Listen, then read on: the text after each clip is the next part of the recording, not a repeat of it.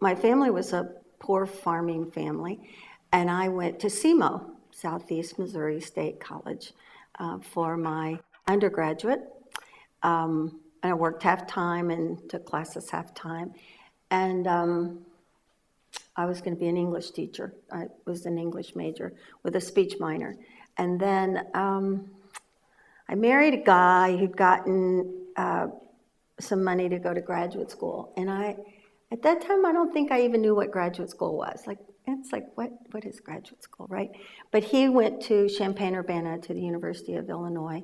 We got married, and I went there too. And while I was there and bored, I started taking classes and eventually got a master's degree at University of Illinois in English.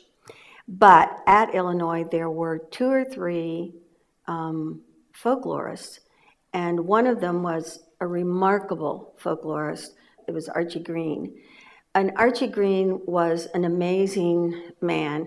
He taught folk song and ballads, and he had been a miner. His father had been a miner, so he really put folk songs and ballads in the context of, say, miners.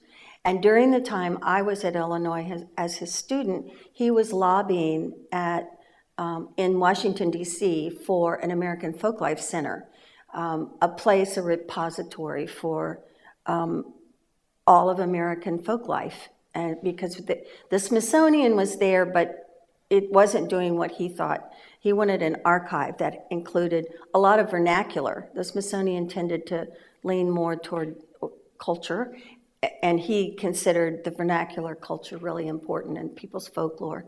So that started the folklore thing. I knew this is what I wanted to do.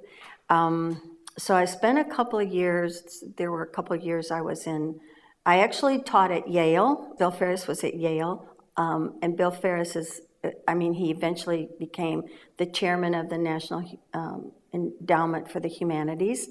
And I went to him bored again and said, could I sit in on your folklore classes at Yale? And he said, oh, I'll do you one better. I need a TA. You want to teach some? And I'm sure, I would love to teach some. So there I was teaching at Yale to the young Yaleys.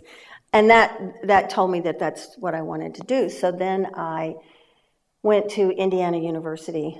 I applied. There were 4 or 5 degree programs, PhD programs in folklore.